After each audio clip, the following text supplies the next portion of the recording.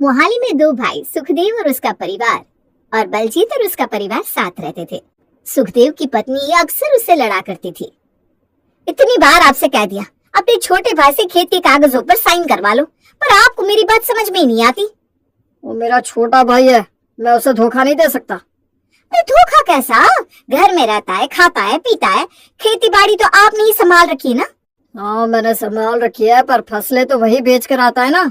अरे कोई पहाड़ नहीं टूट जाएगा अगर उससे जमीन अपने नाम करा लोगे तो। घर से तो नहीं निकाल रहे हो उसे? अरे भाग्यवान, उसकी एक बेटी भी है, कैसे करेगा उसकी शादी? तो उसकी बेटी की शादी के लिए अपना घर भी बेच दोगे क्या? कैसी बात करती हो, भगवान ना करे कभी ये ना बताए। एक बात सुन लो, या तो वो खेती अपने नाम कर लो या फिर इस घर का बंटवारा कर दो। तुम हंसते खेलते परिवार को अलग क्यों करना चाहती हो? परिवार कुछ नहीं होता, ये सब दिखावा है। जल्द से जल्द इस बात का फैसला कर लो, वरना मैं घर छोड़कर चली जाऊंगी। दोनों बच्चे एक दूसरे को इतना प्यार करते हैं, तुम उन दोनों भाई बहनों को भी अलग कर दोगी? मैं ज्यादा इस बारे में बात नहीं करना चाहती। फैसला कर लो, या तो बंटवारा या फिर मैं और तुम्हारा लड़का। क्या चाहिए? सुखदेव ना चाहते हुए भी बंटवारे के लिए मान गया। बलजीत, मैं इस खेत का और घर का 2 हिस्सा कर रहा हूँ। लेकिन भाई, हमारे पापा नहीं चाहते कि ऐसा कभी हो। अरे उनके चाहने ना चाहने से कुछ नहीं होगा, वो इस दुनिया में नहीं है अब। भाई, आप इस हंसते खेलते परिवार को अलग क्यों करना चाहते हो? अरे मैं खुश नहीं हूँ, मेरे लिए ये हंसता खेलता परिवार नहीं है। आज से हमारा सब कुछ अलग है। आपने फैसला कर ही लिया है तो मैं कुछ बोलूंगा नहीं। बड़े भाई की बात मेरे लिए पत्थर की लकीर है। प्रीति ने जैसा चाहा वैसा हो गया। बंटवारे से प्रीति के अलावा कोई भी खुश नहीं था। सुनिए जी, खाना परोस दो आपको, ऐसे कब तक भूखे रहेंगे? विमला, मुझे तो समझ में ही नहीं आ रहा, भाई ऐसा कैसे कर सकते हैं? देखिए, जितना मैं जेठानी जी को जानती हूँ, मुझे लगता है ये सब उनका किया कराया है। अरे पर मुझसे कोई गलती या भूल तो नहीं हो गई जिसके कारण भाई मुझसे नाराज हो गए हो? आप कैसी बात करते हैं, ऐसा कुछ भी नहीं है। जेठानी जी शुरू से नहीं चाहती थी कि हमारा परिवार एक रहे। रोहन और गीत भी एक दूसरे को याद करते थे। राखी का त्योहार था। माँ, मैं ताई जी के यहाँ जा रही हूँ भाई को राखी बांधने। वहां जाकर क्या फायदा? तेरी ताई जी तुझे राखी तो बांधने ही नहीं देगी।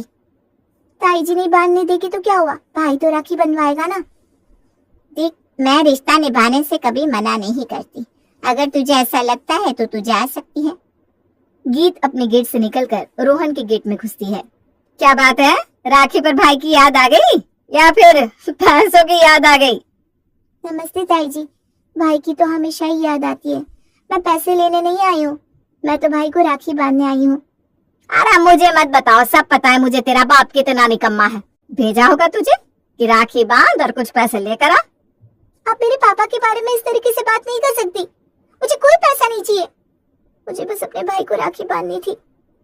उसका एग्जाम है, वो पढ़ रहा है और वो राखी बंधवाने बाहर नहीं आ सकता। ठीक है, तो मैं ही उसे राखी बांध देती हूँ। इस घर में तो कदम रख लिया, लेकिन इसके आगे आने की तुझे कोई जरूरत नहीं है। जा अपने घर, कोई राखी वाखी नहीं बनवानी। वक्त गुजरा, अब रोहन की शादी तय हो गई थी। माँ, अब तो भाई की शादी हो गई है, देखना अब सब कुछ ठीक हो जाएगा। मैं दुआ करूंगी बेटा कि जल्द से जल्द इस घर में वापस से खुशियां आ जाए। माँ सच कहूं, मैं बहुत खुश हूँ भाई की शादी के लिए। तेरी ताई ना बहुत बेकार है। वैसे वो तेरी भाभी को देखने ही दे, वही बहुत बड़ी बात है। मिलने की ख्वाहिश तो छोड़ ही दे तू। क्या पता भाभी आए तो ताई सुधर जाए और सबका मन बदल जाए। रोहन की शादी सोनी से हो जाती है। शादी होने के बाद अगले दिन ही प्रीति अपनी बहू को सिखाना शुरू कर देती है। सुनो बहू, ये मेरा हुक्म मानो या मेरा सुझाव, और कुछ भी कर लो पर इस घर में एक काम तुम नहीं कर सकती। जी माँ जी, जो आप कहेंगी मैं आपकी सारी बात मानूंगी। देखो, हमारे घर के पास में जो पड़ोसी है ना, वो बिल्कुल भी अच्छा नहीं है। तुम उनसे कभी भी बात नहीं करोगी। पर आप ऐसा क्यों कह रही हैं माँ जी? ज्यादा सवाल पूछने की जरूरत नहीं है। तुम्हें इस घर में जैसे रहना है रह लो, जो करना है करो, पर इन पड़ोसियों से बात नहीं करनी, मतलब नहीं करनी। एक दिन सोनी छत पे कपड़े सुखाने जाती है। सोनी के पड़ोसी जसमीत भी छत पर ही घूम रही थी। अरे अब तो रोहन भैया की पत्नी है ना, नजर ना लगे, अब तो बहुत खूबसूरत है। आपका बहुत बहुत धन्यवाद। मैं आपसे एक बात पूछ सकती हूँ अगर आप किसी से ना कहे तो? हाँ हाँ बिल्कुल पूछिए जी, मैं आपकी बातें किसी को नहीं बताऊंगी। ये जो हमारे साथ वाले पड़ोसी है ना, मेरी सासू माँ ने इनसे बात करने के लिए क्यों मना किया है? क्या ये लोग बुरे हैं? अरे नहीं जी भाभी, ये तो बहुत अच्छे लोग हैं। और आपको पता है, रिश्ते में ये आपके सगे चाचा लगते हैं। तो फिर माँ जी ने मुझे इनसे बात करने के लिए मना क्यों किया? वो तो बंटवारा होने के बाद दोनों लोग अलग हो गए हैं। गीत अपनी भाभी को देखने के लिए छत पर जाकर नीचे आंगन की तरफ देख रही थी। तो छत से मेरे घर में ताका झांकी कर रही है, शर्म नहीं आती तुझे? नहीं ताई जी, मैं तो बस भाभी को देखना चाहती थी। अरे मैं जानती हूँ जासूसी कर रही है तू। मेरी घर की बहू के घर से क्या आया है क्या नहीं, यही ना? नहीं नहीं, ऐसा कुछ नहीं है ताई जी। अरे कोई जरूरत नहीं मेरी बहू को देखने की, दीवार ऊंची कर दूंगी ना तो सारी ताका झांकी बंद हो जाएगी। गीत घर के अंदर चली जाती है। प्रीति जाकर अपनी बहू को डांटती है। तुझे कहा था ना कि पड़ोसी से बात करने की कोई जरूरत नहीं है। माँ जी, वो तो मेरे सगे चाचा जी हुए, उनसे कैसी दूरियां? अरे कोई जरूरत नहीं है इन लोगों की शक्ल देखने की, इनकी शक्ल देख के ना सारे काम खराब हो जाते हैं। ठीक है, आप जैसा कहती हैं मैं वैसा ही करूंगी। कुछ दिन बाद प्रीति सामान खरीदने बाजार जाती है। सोनी छत पर जाके गीत को बुलाती है। दीदी नमस्ते, मैं आप लोगों से बहुत वक्त से मिलना चाहती थी, माफ करिएगा मैं मिल नहीं सकी। भाभी आप तो बहुत सुंदर है, एकदम हीरोइन जैसी। आपको माफी मांगने की कोई जरूरत नहीं है, हम ताई जी को बहुत अच्छे से जानते हैं। दीदी, माँ जी दिल की बुरी नहीं है, पर न जाने वो आप लोगों के साथ ऐसा क्यों करती है। भाभी मैं जानती हूँ ताई जी दिल की बुरी नहीं है। हम दोनों के परिवार में खेत और इस घर को लेकर लड़ाई झगड़े के कारण बंटवारा हो गया था। पर बंटवारा हुआ क्यों था? ताई जी को ऐसा लगता था कि ताऊ जी ये घर जमीन सब कुछ मेरी शादी में मेरे लिए लुटा देंगे। अरे तो क्या हो गया, तुम भी उनकी लड़की की तरह ही तो थी, उनकी सोच में गलत क्या था? ताई जी नहीं चाहती थी कि सब कुछ मुझे मिले, वो चाहती थी कि उनकी बेटी के नाम सब कुछ हो जाए, इसलिए उन्होंने बंटवारा करवा दिया। और पापा जी ने इस बंटवारे को रोका नहीं? भाभी, जब से पापा और ताऊ जी अलग हुए हैं ना, तब से दोनों ही उदास रहते हैं। वो दोनों तो कभी अलग होना ही नहीं चाहते थे। आपसे मिलकर बहुत अच्छा लगा, मैं नीचे जाती हूँ, माँ जी आ गई तो हंगामा कर देंगी। कुछ समय बाद गीत की शादी एक बहुत बड़े घराने में तय हो गई। गीत ने ये बात सोनी को छुप कर बताई। भाभी, मैं आपसे कुछ कहना चाहती हूँ। जी दीदी बताइए ना, पर उससे पहले मैं ये कहना चाहती हूँ कि मैं आपके इस रिश्ते से बहुत खुश हूँ। भाभी आप तो जानती है ना, पैसा ना होने के कारण मैं ज्यादा पढ़ लिख नहीं सकी और उसकी वजह से आज एक प्रॉब्लम है। अरे ऐसी क्या प्रॉब्लम हो रही है, आप मुझे बताइए, क्या पता मैं सॉल्व कर दूं। भाभी, जिनसे मेरी शादी होने वाली है उन्होंने मुझे एक चिट्ठी लिखी है और मैं ना ये चिट्ठी पढ़ ही नहीं पा रही हूँ, आप मुझे पढ़ के सुनाएंगी? अरे ये भी कोई कहने वाली बात है, मुझे तो बहुत मजा आएगा ये चिट्ठी पढ़ने में। लाओ। आप सच में ना बहुत अच्छी है भाभी, आपका बहुत बहुत शुक्रिया। दीदी एक बात तो मैं आपको बताना ही भूल गई, जिससे आपकी शादी तय हुई है ना, वो मेरे दूर के रिश्तेदार हैं। भाभी ये तो और खुशी की बात है, मैं अभी जाकर मम्मी को बताती हूँ। गीत की अमीर घर में शादी होने के बाद उसकी ताई जी को पता लग जाती है। ये तो बहुत बड़े घर के लोग हैं और बहुत अमीर भी। अगर इस लड़की की शादी उस घर में हो गई, मेरा तो सब कुछ धरा का धरा ही रह जाएगा। मेरे होते हुए ऐसा नहीं हो सकता, मैं इस लड़की की शादी उस अमीर घर में कभी होने ही नहीं दूंगी। प्रीत गीत के ससुराल वालों को अपने घर बुला लेती है। देखिए, मैंने आपको यहाँ इसलिए बुलाया है क्योंकि मैं आप लोगों का बुरा नहीं चाहती। देखिए बहन जी, जो भी कहना है साफ साफ कहिए। अरे जिस घर में आपने रिश्ता भेजा है ना, वो मेरी भतीजी है। अरे क्या बताऊं, वो लड़की चरित्रहीन है, पता नहीं कितने चक्कर चला रखे है उसने। अब बड़ी है तो जो मन हो वो नहीं कह सकती, अब किसी की लड़की के बारे में बात कर रही हो। बेटा अभी तुम बच्चे हो, भला मैं अपने परिवार की बुराई क्यों करूंगी। अगर आप सच कह रही है तो मैं इस घर में रिश्ता नहीं करूंगी, पर आपको ये बात साबित करनी होगी। अरे जी बिल्कुल, मैं ये बात साबित कर सकती हूँ। मेरी बहू सोनी, उसे तो आप अच्छे से जानते हो। हाँ जी, वो तो हमारी बेटी जैसी है, शुरू से लेकर आज तक उसने कभी झूठ नहीं बोला। वो बहुत सभ्य और सुशील लड़की है। ठीक है, तो मैं उसे अभी बाहर लेकर आती हूँ, वो आपको उस लड़की के बारे में सारी सच्चाई बता देगी। प्रीति अपनी बहू को लेने उसके रूम में जाती है।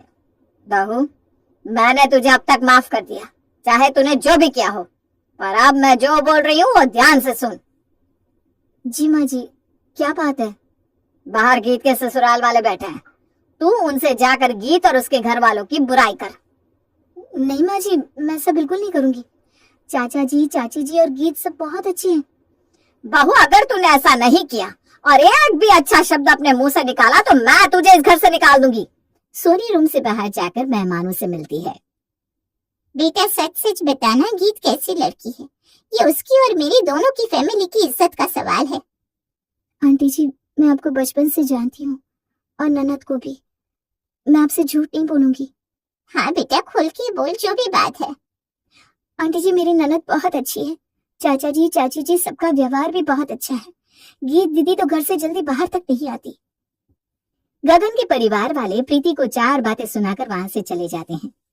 आज तक तुझे किसी चीज के लिए मना नहीं किया मैंने सोनी, तूने जो किया है इसकी सजा तुझे मिलकर रहेगी। माँ जी, मैं किसी के लिए भी झूठ नहीं बोल सकती। और गीत दीदी तो बहुत अच्छी हैं। आप क्यों उनसे परेशान है, मुझे समझ में नहीं आता।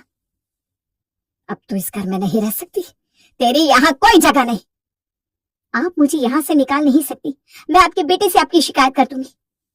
मैं उसे कुछ पता चलने दूंगी तब तो। वैसे भी वो अभी घर पर है नहीं, जब तक वो आएगा तब तक मैं तुझे धक्के देकर यहाँ से निकाल चुकी हूँ। प्रीति सोनी को घर से बाहर कर देती है। शाम को रोहन घर आता है। माँ, सोनी कहाँ है? दिखाई नहीं दे रही। देख बेटा, मैंने उसे बस इतना बोला कि घर पर थोड़ा काम है, वो करके फिर चली जाना मायके पर। माँ, क्या बात है? पूरी बात बताओ ना।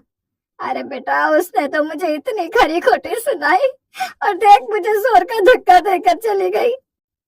माँ, ये चोट अब मुझे दिखा रही हो? कितना खून निकल रहा है, पहले दिखा नहीं सकती थी? अरे बेटा, छोड़ना, घर की बात है, कोई बात नहीं। वो भी किसी की लड़की है, बच्ची है, अभी अकल नहीं है। कोई बच्ची बच्ची नहीं होता माँ, तुमसे ऊपर मेरे लिए कोई नहीं। और अब उस लड़की के लिए इस घर में कोई जगह नहीं। नहीं नहीं बेटा, ऐसा मत बोल, कहाँ जाएगी बेचारी, यही तो उसका असली घर है। कह दिया तो कह दिया, बस अब वो इस घर में कभी कदम नहीं रख सकती। कुछ दिनों बाद गीत की रोहन से मुलाकात होती है। भाई, भाभी को घर ले आओ प्लीज। देख गीत, मैं तुझे सगी बहन जितना प्यार करता हूँ, लेकिन तेरी भाभी ने जो किया है उसके बाद मैं उसे घर में कभी नहीं ला सकता। भाई, भाभी ने कुछ नहीं किया। जो कुछ किया ताई जी ने किया है। क्या कह रही हो तुम? भाई, मेरे लिए जो रिश्ता आया था वो भाभी के रिश्तेदार थे। ताई जी ने मेरे रिश्ते को तोड़ने के लिए भाभी से मेरे बारे में बुरा बोलने को कहा और भाभी ने उनकी बातों से इनकार कर दिया। पर गीत, माँ ऐसा क्यों करेगी? भाई, ताई जी ने ही ये किया है। उन्होंने इस चीट से भाभी को भी घर से निकाल दिया और आपसे झूठ बोला कि भाभी ने ये सब कुछ किया है, जबकि सब कुछ सिर्फ और सिर्फ ताई जी ने किया था। सुनी, तूने मुझे इतना बड़ा पाप करने से बचा लिया। मैं तो उसे डिवोर्स ही देने जा रहा था। नहीं भाई, जाओ और भाभी को लेकर आओ। भाभी जैसी लड़की आपको कभी नहीं मिल सकती। गीत की सगाई का दिन था। रोहन अपनी पत्नी को लेने निकला था और तभी रोहन के चाचा का फोन बजा। अरे बलजीत भाई साहब, जल्दी से हॉस्पिटल आ जाइए, बहुत जरूरी इमरजेंसी है। लेकिन आज मेरी बेटी की सगाई है, ऐसा क्या हो गया? भाई साहब, आपके बड़े भाई सुखदेव जी के लड़के का एक्सीडेंट हो गया है, इस वक्त वो हॉस्पिटल में है, उसे खून की बहुत जरूरत है। मैं अभी अपनी पत्नी को लेकर पहुंचता हूँ। सोनी से कह दूंगा कि वो अपने ताई और ताऊ को लेकर हॉस्पिटल पहुंचे। घबराइए मत, मैं रोहन को कुछ नहीं होने दूंगा, बस आप जल्दी से जल्दी पहुंच जाइए। गीत अपनी सगाई छोड़कर अपने ताई जी के घर जाती है। ताई जी, जल्दी चलिए मेरे साथ। ताऊ जी कहाँ है? तूने मेरा हाथ कैसे पकड़ा? छोड़, तेरी इतनी हिम्मत। ताई जी, इन सब का वक्त नहीं है, भाई को। मेरी गुड़िया, मुझे बता क्या हुआ है, मेरा बच्चा ठीक तो है ना? नहीं ताऊ जी, भाई का एक्सीडेंट हो गया और उन्हें बहुत चोट लगी है। मेरे बच्चे के पास कौन है अभी? जल्दी जल्दी चलो, न जाने कैसे कितनी चोट लगी होगी।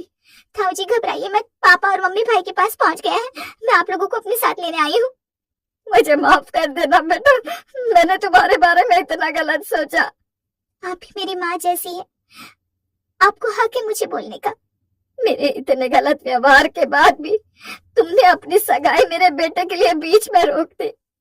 वो मेरे भाई भी है, उनसे बढ़कर मेरी ये सगाई और शादी नहीं है ताई जी। प्रीति हॉस्पिटल पहुंची, अपने बेटे और देवर को देखकर रोने लगी। विमला, मुझसे कितना बड़ा पाप हो गया। मैंने अपने भाई जैसे देवर के साथ ये सब क्या किया। जेठानी जी रोइए नहीं, सब ठीक हो जाएगा। अपने अपने ही होते हैं, ये हमारा भी तो बेटा है। हाँ, देवर जी उसे अपना खून दे रहे हैं और मैंने एक छोटी सी जमीन के लिए उन्हें उनके परिवार से अलग कर दिया। जेठानी जी, कोई किसी को अलग नहीं करता, ये दिल के रिश्ते हैं, खून के रिश्ते, ये बोलने से टूट नहीं जाते। मैंने अपनी इस फूल जैसी भतीजी का घर भी तोड़ना चाहा और ये बच्ची अपने भाई का घर टूटता हुआ ना देख सकी। ताई जी, आप जाओ और भाभी को वापस लेकर आओ, अभी भी देर नहीं हुई है। प्रीति अपनी बहू के घर जाती है। बहू, मुझे माफ कर दे, मैं नफरत में इतनी अंधी हो गई कि मुझे कुछ दिखाई नहीं दिया।